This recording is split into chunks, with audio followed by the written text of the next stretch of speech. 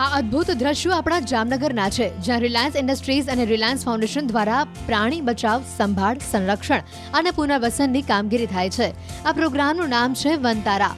દેશમાં આ પ્રકારનો આ પહેલો પ્રોગ્રામ છે.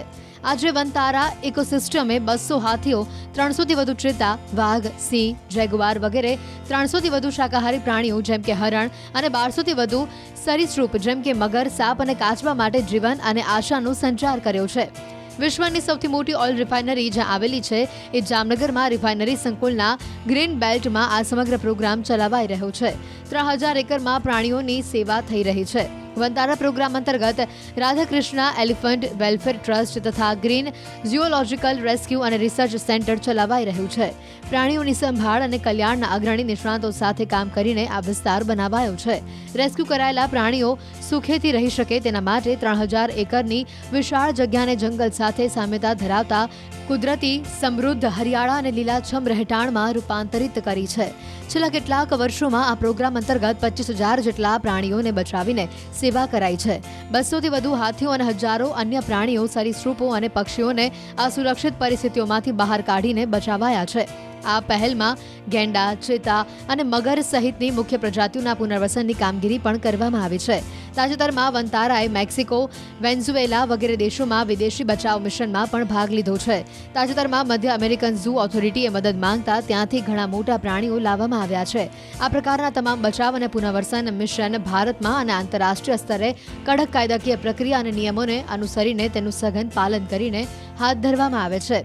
અહીંયા હાથી સહિતના વિવિધ પ્રાણીઓની સાર સંભાળ માટે પશુ ચિકિત્સકો, જીવ વૈજ્ઞાનિકો, રોગ વૈજ્ઞાનિકો અને પોષણશાસ્ત્રી અને પ્રકૃતિશાસ્ત્રી સહિત 500થી વધુ લોકોના વિશિષ્ટ અને પ્રશિક્ષિત સ્ટાફ દ્વારા 24 કલાક સંભાળ રાખવામાં આવે છે.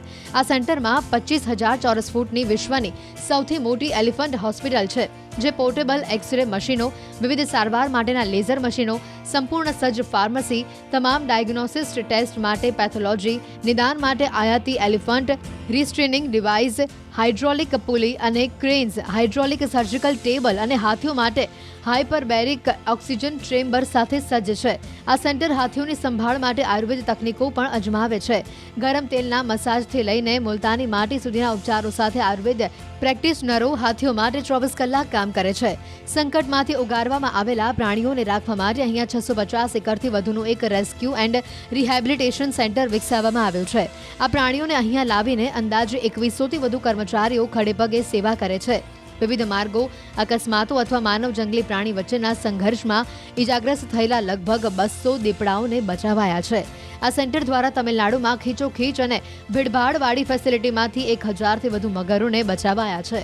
આ કેન્દ્રએ આફ્રિકામાં શિકારની જગ્યાઓમાંથી સ્લોવાકિયામાં અસાધ્ય રોગના ભય હેઠળ પીડાતા મેક્સિકોની ફેસિલિટીમાં ગંભીર રીતે પીડિત પ્રાણીઓને બચાવ્યા છે. આ સેન્ટર પાસે 1 લાખ ચોરસ ફૂટની હોસ્પિટલ અને તબીબી સંશોધન કેન્દ્ર છે.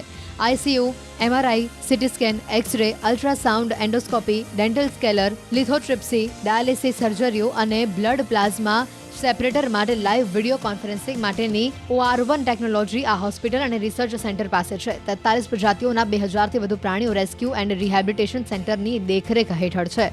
આ સેન્ટરે લુપ્તપ્રાય પ્રજાતિના 7 ભારતીય અને વિદેશી પ્રાણીઓના કન્ઝર્વેશન બ્રીડિંગ પ્રોગ્રામ શરૂ કર્યા છે. તેનો ઉદ્દેશ આ લુપ્તપ્રાય પ્રાણીઓને તેમના મૂળ નિવાસસ્થાનોમાં પુનઃસ્થાપિત કરી શકાય તેટલી સંખ્યામાં તેમની અનામત સંખ્યા ઊભી કરવાનું છે, જેનાથી તેમને લુપ્ત થતા બચાવી શકાય. બચાવાયેલા તમામ પ્રાણીઓને ઝૂ રૂલ્સ 2009ની માન્યતાઓ મુજબ તેમજ વાઇલ્ડ લાઇફ પ્રોટેક્શન એક્ટ 1972 હેઠળ સ્થાપિત જોગવાઈઓ અનુસાર સેન્ટ્રલ ઝૂ ઓથોરિટી ઉપરાંત જે તે રાજ્યના ચીફ વાઇલ્ડ લાઇફ વોર્ડનની આગોતરી મંજૂરીઓ મેળવ્યા બાદ વનતારા ખાતે લાવવામાં આવે છે. સેન્ટ્રલ ઝૂ ઓથોરિટી તરફથી મંજૂરી મળે તે પછી તમામ પ્રાણીઓના એક્સચેન્જને હાથ ધરવામાં આવે છે. વનતારા પ્રોગ્રામ રિલાયન્સ ઇન્ડસ્ટ્રીઝ અને રિલાયન્સ ફાઉન્ડેશનના બોર્ડના ડિરેક્ટર અનંત અંબાણીના સીધા નેતૃત્વ હેઠળ આકાર પામ્યું છે. અનંત અંબાણી જામનગરમાં રિલાયન્સના મહત્વાકાંક્ષી રિન્યુએબલ એનર્જી બિઝનેસનું પણ નેતૃત્વ કરી રહ્યા છે. વર્ષ 2035 સુધીમાં નેટ કાર્બન ઝીરો કંપની બનાવવાની રિલાયન્સની યાત્રાનું પણ તેઓ નેતૃત્વ કરી રહ્યા છે. અનંત અંબાણી કહે છે કે પ્રાણીઓ એ મારો જીવ છે.